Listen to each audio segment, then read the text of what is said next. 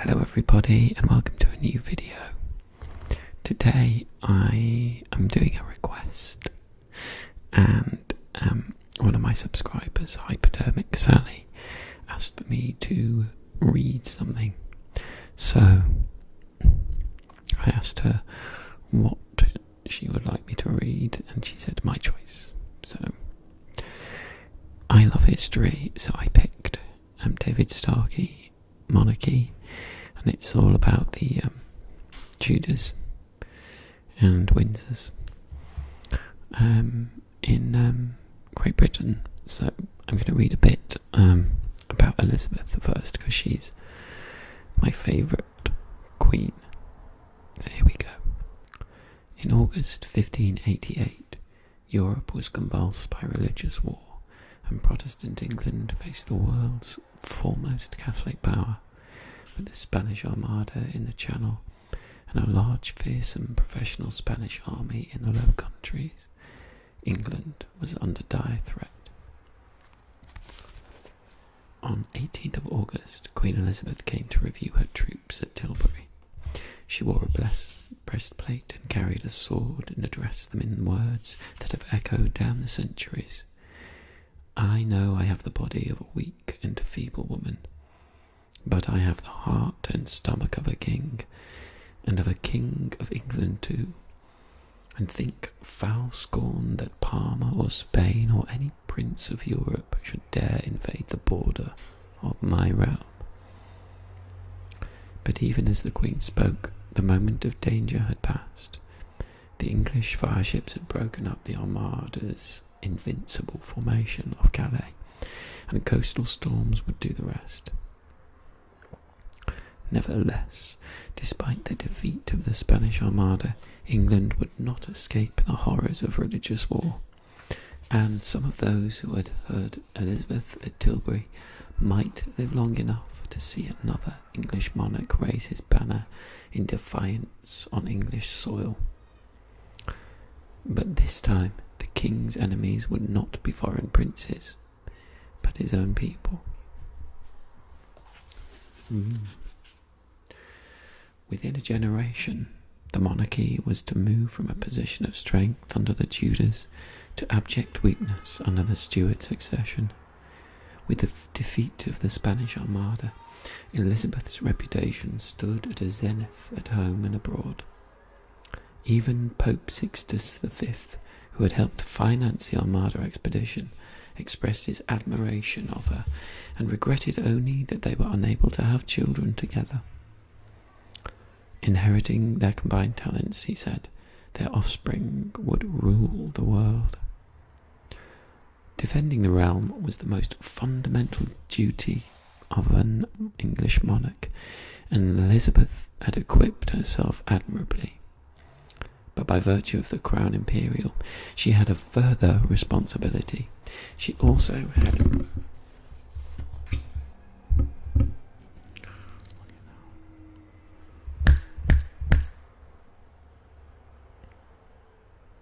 Defending the realm was the most fundamental duty of an English monarch, and Elizabeth had acquitted herself admirably.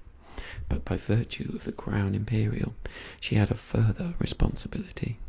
She also had different opponents, and they were at home. As time moved on from the dizzying religious convulsions that had engulfed England since Henry took a momentous step of assuming the supremacy, it was becoming increasingly clear that the monarch's power over religion was a double-edged sword.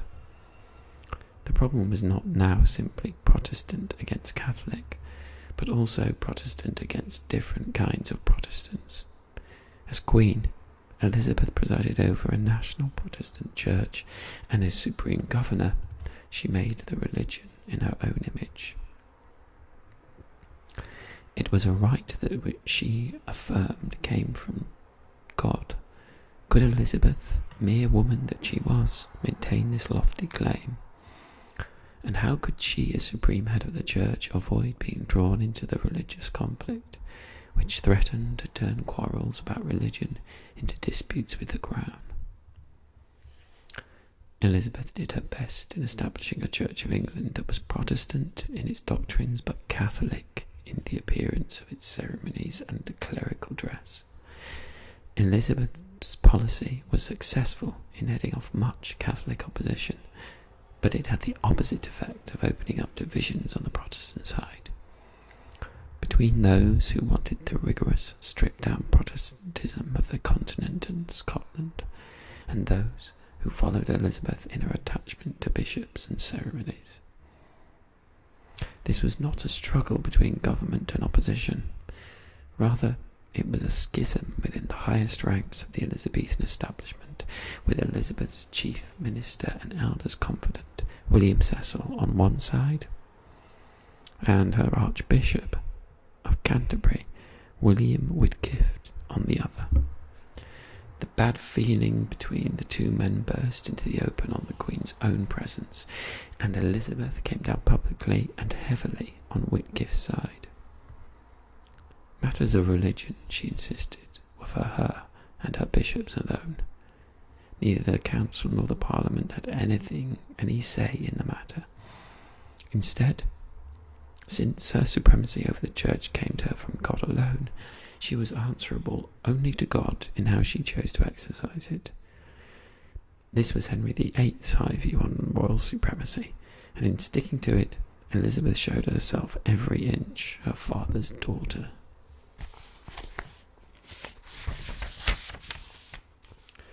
But this version of the church would, as everyone knew, last only as long as the Queen's life.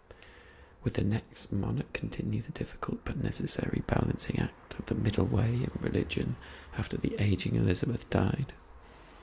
Or would he or she impose a new version of Protestantism on the church? Her nearest blood relation was King James VI of Scotland, son of a Catholic mother, but brought up in the rigorous and austere Protestant kirk. The possibility of James' accession aroused wildly contrasting hopes. While he was still only a claimant, he could flatter them all, but if he became King of England, he would have to choose which way the Church of England would go. Born in 1566, James was the only child of Mary, Queen of Scots' disastrous marriage to Lord Darnley. His mother, mildly suspecting of murdering his father, had been forced to flee to England by a Protestant revolt. James would never see her again. Instead, the Scottish nobility and kirk saw the baby as a king they could mould into a monarch of their own choosing. They intended that, king from the cradle, he would have none of the absolutist pretensions of other monarchs, and none of his mother's Catholicism. The very first coins of James' reign showed that him carrying an oversized sword. The motto read, in reference to the sword, Pro me si merior en me, for me, but against me if I deserve it.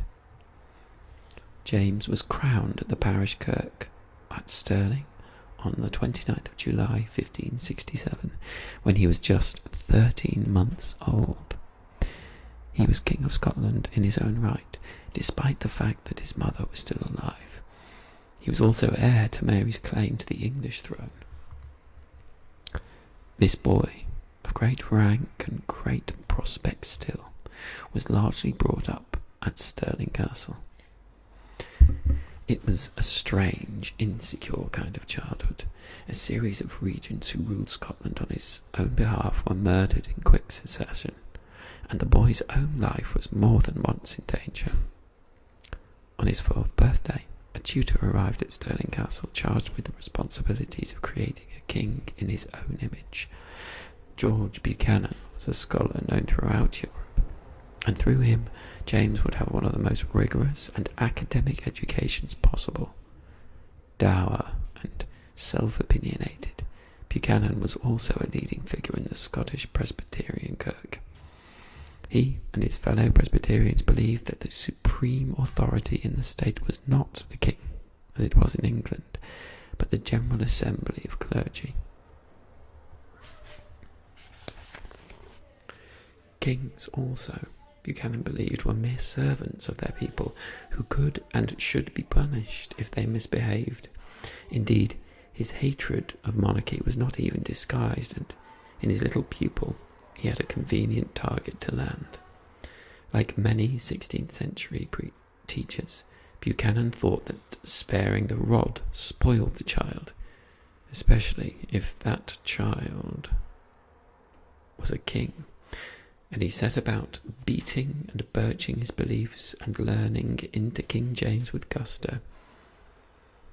It was a kind of preemptive punishment of a ruling monarch, intended to beat out any residual maniacal protestations. Buchanan was charged with creating a Scottish monarch from the small boy, one who would submit to authority of the Kirk and the dominant Scottish lords, and learn that kings were not absolute or possessed of divine powers, but weak-minded mortals. And, as James would in all probability be King of England one day, zealous Protestantism would be immeasurably strengthened there as well.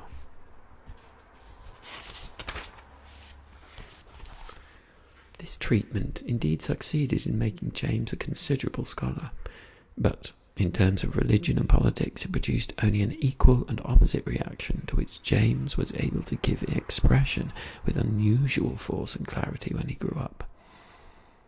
And the result was a work of scholarship that rejected every aspect of Buchanan's anti-monarchical lessons. It is called The True Law of Free Monarchies, which James wrote and published in 1598. In it, he says succinctly, "Kings are called gods. They are appointed by God and answerable only to God." James grounded these assertions, just as Henry VIII had his claim to the royal supremacy, in the biblical story of the Old Testament kings. But James went beyond even Henry VIII's by claiming that kings were accountable to no human law at all, above all in affairs of state. They were bound by God's laws and were answerable to him only. This was what he meant by a free monarchy. Subjects, for their part, had the obligation to treat kings as if they were God's representatives and judges on earth. To act against the king was to rebel against God. But all this was fantasy in Scotland, where James had neither money nor following for which to challenge the dominance of the Kirk and the aristocracy. Here, his grandiose claim of divine majesty was a reaction to a situation in which he was one of many competing powers in the kingdom. Only in England, where kings were indeed supreme, could he hope to realise his vision of monarchy. But his claim to the English throne was not secure. Just as Elizabeth had refused to name Mary, Queen of Scots, as her heir, so she refused to name James, terrified that, if the succession were known, an attempt would be made on her life. James was, for her, a false Scottish urchin, and he was left waiting. But matters were taken out of her hands. In 1601, with the aging Queen's health beginning to fail, Elizabeth's leading ministers began to make moves to secure James' path to the throne. A successor had to be established before the Queen's death, or else there would be an interim, perhaps a violent one. James was closest in blood to Elizabeth. He had to succeed to keep intact the claims of the monarchy to be a divine institution, for which God provided a known line of successors. Worried Englishmen looked back wistfully to Henry VIII, who had left a will and an Act of Parliament ensuring that the crown would pass peacefully through the generations. But that certainty was at an end, while Elizabeth retained the authority to nominate a successor, but kept silent. Indubitable succession by the closest relative was historically the most peaceful method. The alternatives were horrifying. In the past, kings had taken the crown by conquest, civil war, or election when the succession was in dispute. The spectre of ambitious families jostling for supreme power brought to the mind the War of the Roses. The matter became pressing during the Christmas holidays of 1603, when both Elizabeth's health and her temper suddenly worsened. In mid-January she moved to Richmond for a change of air, but within a few weeks she was clearly dying. She lay in a pile of cushions on the floor and her privy chamber, refusing to eat and unable to sleep. Finally she was carried to her bed, became speechless, and died in the small hours of the morning of 24th of March, after Archbishop Whitgift had lulled her into a last sleep with his impassioned